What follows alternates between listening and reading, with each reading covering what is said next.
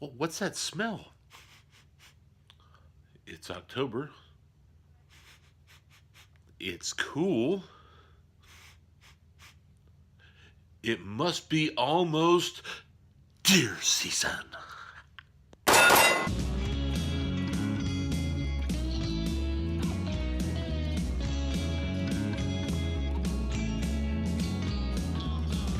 This is the story of me and the things I love. Family, God, guns, and 50 acres. I'm Matt, big man, small property. Hey guys, alright, so part B. It's a beautiful, beautiful morning. It's 61 degrees.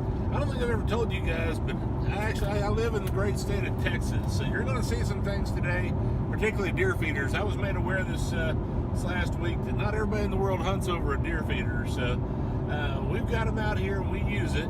It brings a lot of pigs, it brings a lot of deer. It's just a fun tool to use. So I'm going to show you how we've got the deer feeder set up. Chris is filming right now, and we're going to look at his brush blind, show you an inexpensive way to set up a ground blind that is absolutely rock solid, and we've had deer walk feet from us in this thing. Fun way to do it. We're not going to do any work on the cabin today, but it did rain this morning, so it's going to be a little bit wet. We're going to sight in a rifle or two and have some fun. I'll show you what's going on down here. Have a look. Part B. Thank you, sir. Best laid plans of my cement. This is our feeder. I want to show you a couple things about the feeder. I like the metal 55-gallon drums, and if you listen, it's not hollow at all right now. That's because when we filled it up a couple weeks ago, tested the motor, everything was fine. This motor on this one's about 7 years old. Yeah, and the timer was relatively new, it's a couple years old. The timer still works fine, but the motor quit. I don't mean kinda, I mean quit. So we got out here, pulled it loose, and saw there was no corn on the ground. There's still some tracks around, but so we had to do something. Went back to town, bought ourselves a new motor, and I'm gonna replace the motor on this one, and I'll try and get some time lapse of that. Ought to be fun to watch us do this. Chris and I are gonna get this taken care of. But what I wanted to show you is we've set these leg brackets up to where it's just a little above waist high, a little above belt high on the feeder, and that throws just fine with a 6-volt feeder. As you can see, we're not in the wide open. I don't have this up out in a big open field someplace, and even when it was kind of in an open field, it still threw the corn out, you know, this far or so, which is far enough. It gets the job done. The reason that I'd set it this way is because one man by himself can throw a bag of corn into this feeder. We had a little rain this morning. One man can put a bag of corn in this feeder all by himself without having an issue, without having to climb a ladder. You can still work on the feeder motor, getting down on your knees and working on it that way. It's just the right height. So I've talked to lots of people about how they set their feeders up. This is the way I set mine up, and that's the reason why, is because we can still fill it, you can still work on it, and it throws it out far enough to get the job done. I don't want to throw a lot of corn. You can see back over here, everything that goes back in this side, all that does is feed the coons. So we have enough of a raccoon problem as it is. I don't want to encourage it any further. We have seen some deer go back there and monkey with that, but most of the time it's just out here. We're going to get this thing up and running. I'll show you Chris's feeder. It's back up the hill. You barely see it. I'm starting with a camera, but my deer blind is down the hill past Thunder out there. Thunder's my truck. Go past Thunder to the deer blind. I'll get you a picture of the feeder from inside the deer blind so you can see what I'm looking at shooting up the hill. Chris is up the hill on the far side over there, and we'll show you that in just a little while. We're going to make sure it's running up just fine. I also want to show you his brush blind. It's a beautiful thing. So we're going to get this taken care of, and then we'll go from there. Thanks, guys.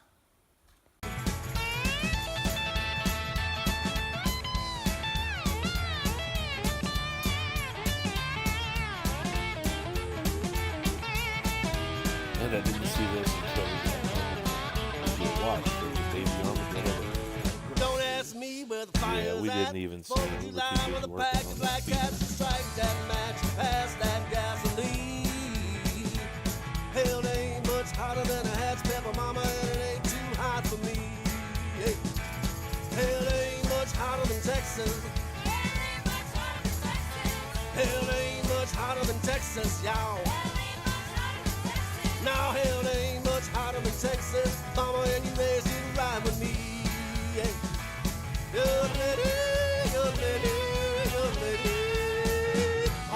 All right, guys. Well, woo. I think we need to put the Keystone Cops music on that time lapse. Tell you what happened. I told you before, be nice to your neighbors, they'll be nice to you. I have great neighbors. Called my neighbor up the road. Hey, here's what happened. Feeder died. I didn't bring a drill with me. He didn't even bat an eye. Come get a drill. Well, he did. Got a lovely drill from him. Came out here, started working on this. Got the first screw in. Everything's great. Started working on the second screw. Drill died. He's about 20 minutes away. So instead of going to do that, we improvised. You can see on the video, found a nail, set it in the bottom, hammered the crap out of the nail, knocked a hole in it, got the screw started. Everything's up and good. We're here. I'm going to tell you the two things that you never ever need to be without, in my opinion. Baling wire, or in this case, 16 gauge dark annealed wire. 2 pounds of it's about 10 bucks at Home Depot. That will save your hide. I literally used this stuff as toe chain to pull people out of mud before when it's absolutely nothing left. Second thing is fencing pliers. Do everything. They cut wire, they twist wire, they hammer, they knock holes.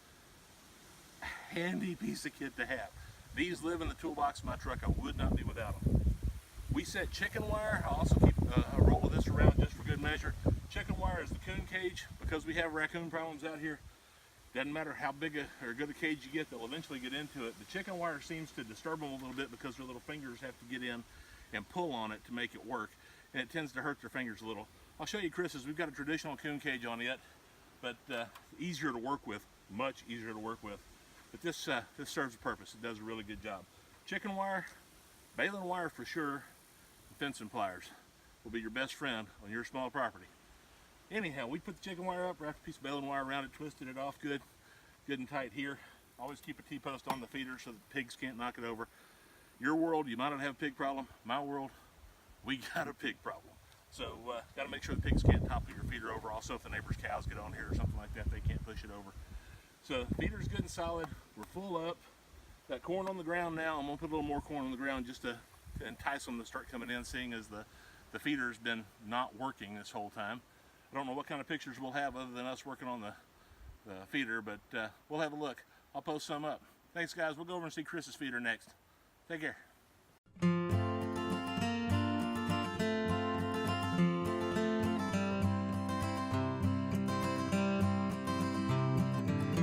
Guys, well, this is my blind. We call it the CSD. One day I'll tell you what that means, but it's a family show. We'll leave it at that. I'm going to have Chris come up here and I'm going to let you see what I see from here. This is half of a big water tank that I bought from a fella out in Decatur. That he cut the windows out and cut a door for it. And I've used this for how many years now, Chris? Probably 6 years now? 6 or 7 years, yeah. And it holds up. It is absolutely watertight in here. He used aluminum channels for the windows, and the plexiglass is just held in by friction. And he cut a little lip there for the window to sit in, so it's relatively watertight in here. It's a little warm if you're hunting pigs in the summertime, but it absolutely works like a champ. This is my view. It's going up the hill toward Chris's feeder, and our first little deer field. Had some success out of there. And there's Thunder, a little trail with Chris down in the middle of it. Runs right in front of us here. I had the cattle guard put in as a bridge just this year. So the deer have been kind of dodging it. Matter of fact, you can see under where they're right here, crossing and coming around to avoid the cattle guard, which means we might have some up-close footage this season as the critters are moving up and down this creek. It'll be the first time we've had much in the way of real close footage, but you know, hey, we'll take it. And then I want to zoom in Right there's the feeder. Right there. There we go. Okay, that's the feeder. So that's what we're looking at from in here. We'll get some footage as we hunt deer this year. Hopefully there'll be some pigs and deer, and ought to be fun. Thanks, guys. Hey guys. Okay, I've been telling you about the brush blind we built, and we're here. Doesn't look like a whole lot, but I'm gonna have Chris come in a little bit and I'm gonna show you the brush blind. This is something I'm pretty proud of. We put this together in a hurry one year, and it turned out to be one of our most productive blinds. Now I'm gonna swing around here and have Chris come with me over here. We're gonna have a look, show you what the inside looks like. It's a nice, roomy deer blind as far as deer blinds go. What I did is I found scaffolding at a pawn shop, relatively inexpensive. I think I might have given $15 for the scaffolding or something along those lines. Went to the warehouse, my office, and found some pallets. Pallets are easy to come by, and they're usually pretty free, which is good. Put some camo netting around it. This rubber netting was really inexpensive at Home Depot.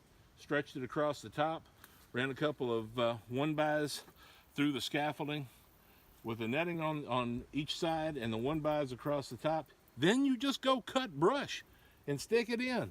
You saw how well you blind up on the outside. On the inside, it's a big wide open cavern. Now, not much in the way of wind protection, so you kind of need to be aware of where you are with the wind. We've got it set up here in a bend in the road overlooking the feeder going over here in our small pasture. So the wind is where it blows past us for the most part on this. So it's a good wind direction blind. Out of the north, the wind blows through these trees. We don't see anything coming out of the south. It kind of blows in your face over here, which is fine because the deer are in front of you in the first place. So usually you're all right. So it's a great blind for that. It's not waterproof. If it rains, you're going to get wet. So you got to kind of pay attention to the weather. But you know, hey, it is what it is. Climb inside. Let me show you what it looks like. You get in and have a seat, and you can see straight out. There's a good rest for the rifle. We're going to zoom in a little bit, see if we can get you to the feeder. Feeder is 105 yards away, and we have had deer from 3 yards to well past the feeder out there. So it's a fun blind to be in. They just don't see you. They're used to it coming through. Last year, Chris had a 6-point. Right there, Chris. Let me show him. Chris.